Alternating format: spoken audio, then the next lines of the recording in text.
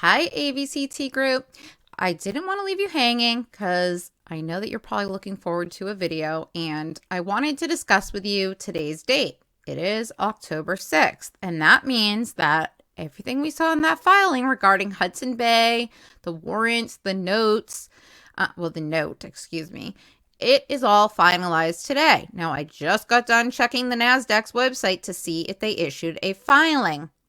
We all know by now that this company is clearly horrible with communication and issuing filings. As with their stock split, they didn't issue it till Friday night after market close. So guys, I don't know why I would anticipate seeing something, but there's nothing. I expected them to at least give shareholders an update via an 8K or something, just announcing it, but they didn't. So guys, sorry to disappoint you if you were looking forward to that as well, but there's nothing there, at least not as of today. Now, does that mean that they won't do one? Lord knows. I don't. But guys, let's talk about the chart and where we stand.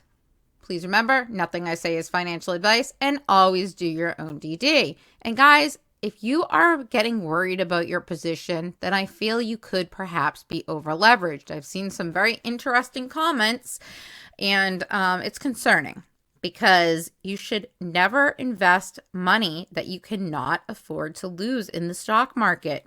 You know, over time, is it fairly safe? Yes. But if you're looking for an instant gain in a play like this, that's a bio play, guys, you need to be patient and just wait. It takes time.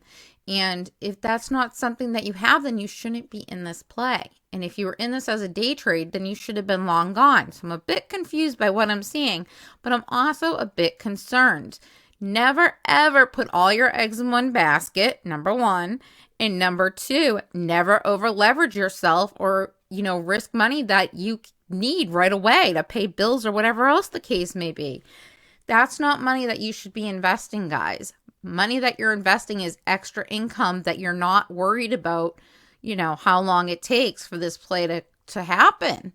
So hang tight, but please consider that if that's you. I'm not addressing this to anyone in particular. I'm just seeing things across multiple platforms, and I'm concerned. All right, guys, let's get started. All right, guys, so today's 5-minute chart, we touched 1, 2, 3, 4 times $2.35, and we failed to break under. So I think we have a very good support line at that $2.35 mark. We closed at $2.45, and as usual, after hours, we went up, down, and we ended the day around $2.38, $2.39. That's the difference between the bid and the ask. Guys, in my opinion, this looks very good, especially where the end of the day we have a double bottom. We came up. It looks like it's kind of a W if you were to spread this apart, right? So I'm expecting this 235 to be the bottom. And tomorrow I expect us to move to the upside. Now there's a few things that make me think that, but before we get into that, oh gosh, I grabbed the wrong one. Anyways, this is the year-to-date chart, and 42.75 is the converted year-to-date high, guys. So that's a substantial potential move to the upside. Am I saying we're going to get there? No, absolutely. I am not saying that at all. So please do not put that in your mind. What I wanted to show you on this chart, and I actually pulled it up, and I don't know. Sorry, it's late and I didn't grab it by accident, or I didn't save it.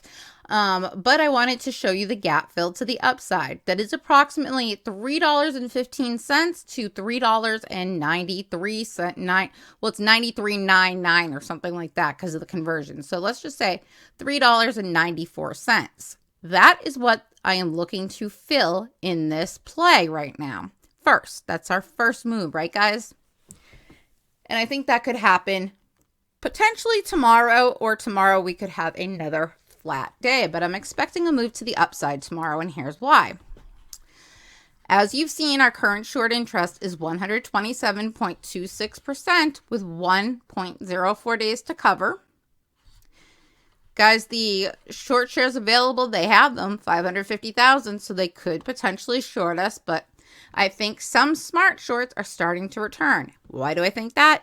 Well, let's see. What did I say at the beginning of this video? I said that all the Hudson Bay paperwork is finalized. If you are a short, and I am not a short, so it's hard for me to think like one, but I'm going to try to put myself in their shoes. Let's see. I say, that paperwork's done. I know this is a potential buyout play. What else do they need before a buyout? Not much, right? Can you think of anything? If you can, comment below. So guys, if I'm a short, I'm going to say, oh shoot, that was the final piece of work that they had so that their debts are covered. Potentially, I should probably consider closing my short position at this time, right? I would personally, but that's me. So just something to think about. Now, as usual, you know, we're in that 50% range, slightly under today, 48.01. For the short volume ratio, guys. So potentially maybe a little less shorting in that dark pool. Now here is why I think we're going to move tomorrow. Despite the fact that this is supposedly cumulative, you have to wonder how cumulative it really is, because do you believe that in one day when they went from 46 cents to 22 cents, they were able to cover 12,258,827 shares and bring it down to 129,557? Possibly, but highly doubtful in my opinion. However, could they have covered this with Hudson Bay's shares that they converted? Yes. More than likely, yes. However, I think some people seeing this number may be jumping into AVCT for a play, seeing that these were the FTDs that are potentially due on this date. But guys, we're smarter than that, right? We know that these are cumulative and that the next days they're going less and less, building up again, going down, building up. It's like this endless scenario, guys, that just keeps moving like this. However, going forward, there's no more options chain other than the options that got converted over. And I do see a lot of questions about price and all that stuff. Hate to tell you guys, but a lot of times when they don't open up the option chain again and they have them left over like that, unless we get the buyout news, those might expire worthless. And I have some too. So stinks to be us, but it is what it is. Stick to shares when things are cheap. That's the best way I can tell you not to lose money.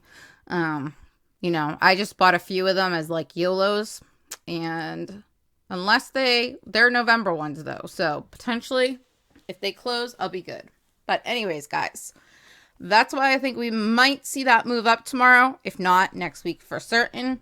And I've seen some of your comments about how excellent you played this from my video and telling you what the price action would do and how you increased your position. I'm so proud of you, and thank you so much for sharing that. It makes me feel great. All right, guys, have a great night.